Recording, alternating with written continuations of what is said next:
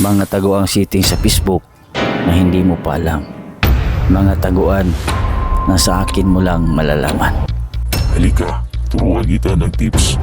Kung paano ito makita. I-follow mo lang ako, kaibigan. So tara.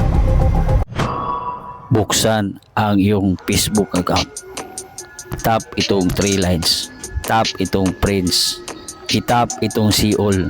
Tap itong 3 dots. Views and request.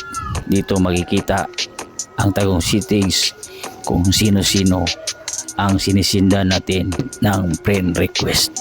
Back ka lang uli dito. I-tap mo lang itong settings and privacy. Tap settings. Scroll up. Tap activity log. I-tap itong lens. Tap your search history. Ito yung tagong settings kung saan makikita mo ang mga in-stock sa Facebook. At i-tap itong like and reaction. Ito yung mga content na pinapanood mo, na pinupusuan, ni-like mo. Sana all. Mag-back ka lang dito sa activity log. I-tap mo itong connection. I-tap mo itong friends. I-tap mo itong remove friends. Dito makikita ang mga ni-remove na friends sa Facebook. At ang panghuli, i-tap itong profile. Tap ang 3 dots. Tap itong archive. Tap story archive. Tap settings. See all story settings. O can see your stories. Pat sa custom. Ito yung kachat na friend natin sa Facebook. I-swipe mo lang pa left side. Ito yung nakatagong settings ni Facebook kung saan makikita ang kachat na hindi sa friends. Hindi friends sa Facebook. At kung nagustuhan mo naman ang ating video, kaibigan, pwede mo ba itong share? So hanggang sa muli, salamat.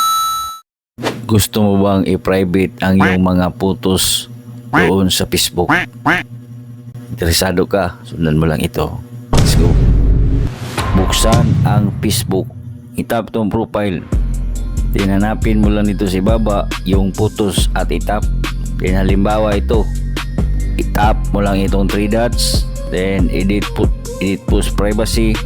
Tap mo lang itong see all. Then ilagay mo lang sa only me at i-save. Sa ganyang paraan, kaibigan, ikaw lamang ang makakita ng mga private photos na nakatago sa iyong Facebook. At kung nagustuhan mo ang ating tutorial, kaibigan, maaari mo ba itong i-share? Salamat.